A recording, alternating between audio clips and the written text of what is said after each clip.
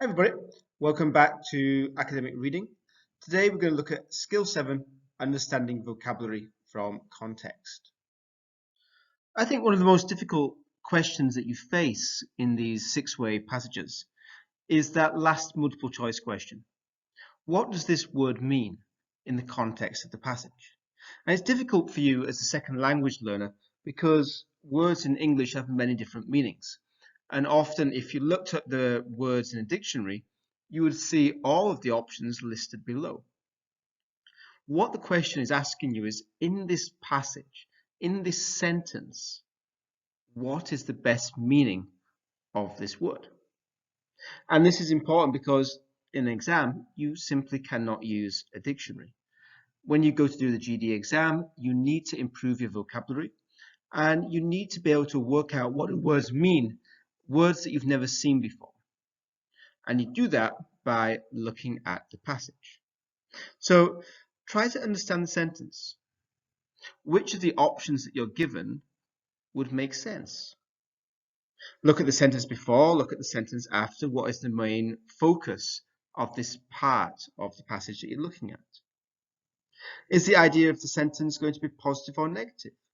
Are the answers positive or negative? If you find that the idea of the passage is positive, but the ideas and the answers are negative, then you can take away some of these words. And remember to look at the prefix at the beginning, that DE or the UN. So declutter means to unclutter, to stop being cluttered.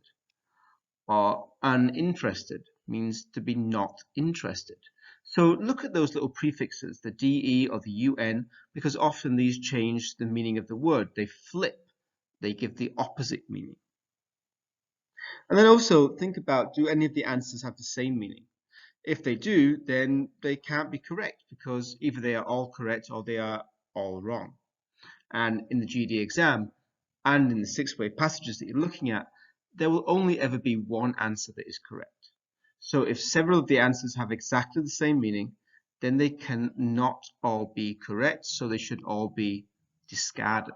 And you're looking for something that's different. So let's have a look at a few examples together.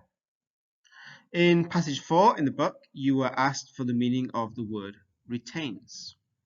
In the passage, it said green tea retains its health qualities. For instance, it may prevent heart disease. And you are asked, what does the word retain mean? Does it mean to keep, to make, to bring forth, or to lose? So as we look at the passage, it says black tea and green tea are two kinds of tea. Black tea is fermented, and in the process, the tea loses nearly all of its health qualities. So black tea loses. There's a negative answer for the black tea. But retains is in a sentence about green tea. Green tea is steamed right after the leaves are picked, and green tea retains its health qualities. So there's a difference, there's a contrast between the black tea and the green tea. From this, you can guess that the idea is going to be positive. The next sentence shows you that it will keep some of the health benefits. So, by looking at the options, we know that answer D must be wrong. Losers is going to be negative. Secondly, both option B and C have the same meaning. To make something or to bring something forth is basically to create something. Therefore, either both are correct or both are wrong. So because we can't have two answers that mean the same thing, we can take away answer B and C. The only answer that can be correct is answer A, keeps, and this would be a sensible option. If we think about the passage, black tea loses its health qualities, so it starts with the health quality, but then it loses it. Green tea retains its health qualities, so again it starts with healthy qualities, but then it keeps it. It's the opposite of losing. So the correct answer is A. Second example, look at passage 8. What does the word battalion mean? So let's have a look. He circled. Over 100,000 people crowded the airstrip. He circled again. He found a clear airstrip. He landed. A battalion of police moved in. They had to keep the wild crowd at bay.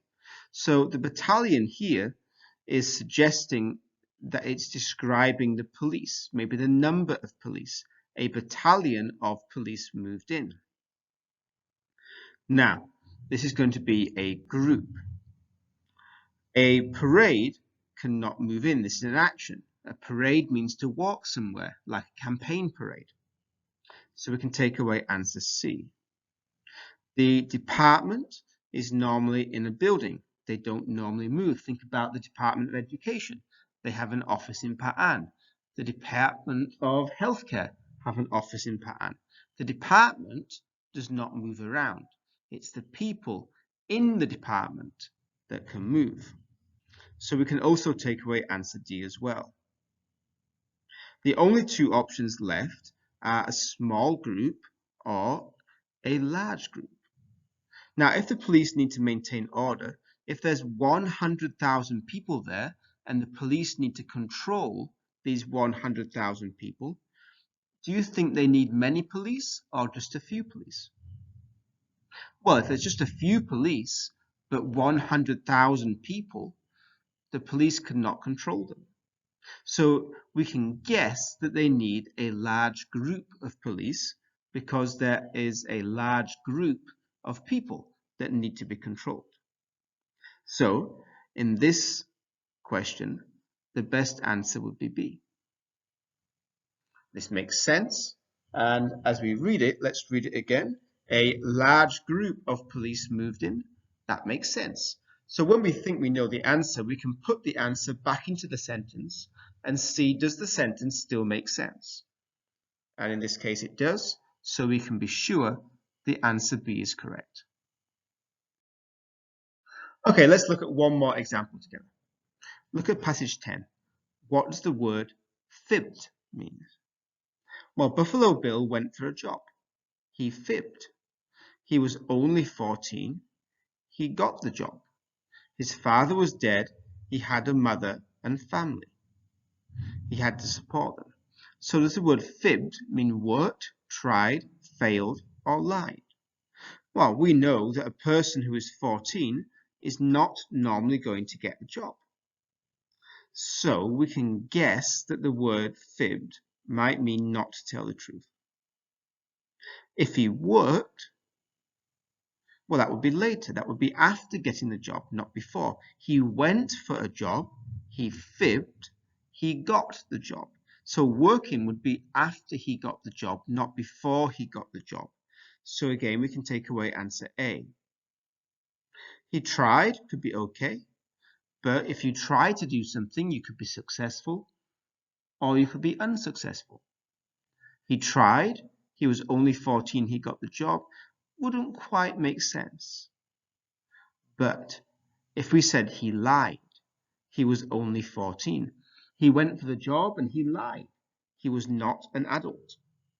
So we could guess that this is going to be the best answer. Let's put it back into the sentence. Buffalo Bill went for a job. He lied. He was only 14. He got the job. This makes sense. So answer D is going to be the best answer. So when we're looking at this type of question, think about this. This type of question needs you to try each answer. Does each answer make sense if you put the answer into the sentence? If you choose an answer, does the whole paragraph still make sense? Or would it change the meaning? Would it change the meaning from positive on to negative? And even though several answers might be correct in a dictionary, you need to think about the meaning of the sentence and the paragraph. And remember, you should never be using a dictionary when you do these quizzes. You cannot use a dictionary in your exam, so you should not be using a dictionary now. I know I can't see you when you're doing this, but I am trusting you not to be using a dictionary. When you think you're right, put the other words into the sentence. If you can see a reason why the other words are wrong, then you know that your choice is going to be correct. Let's practice together.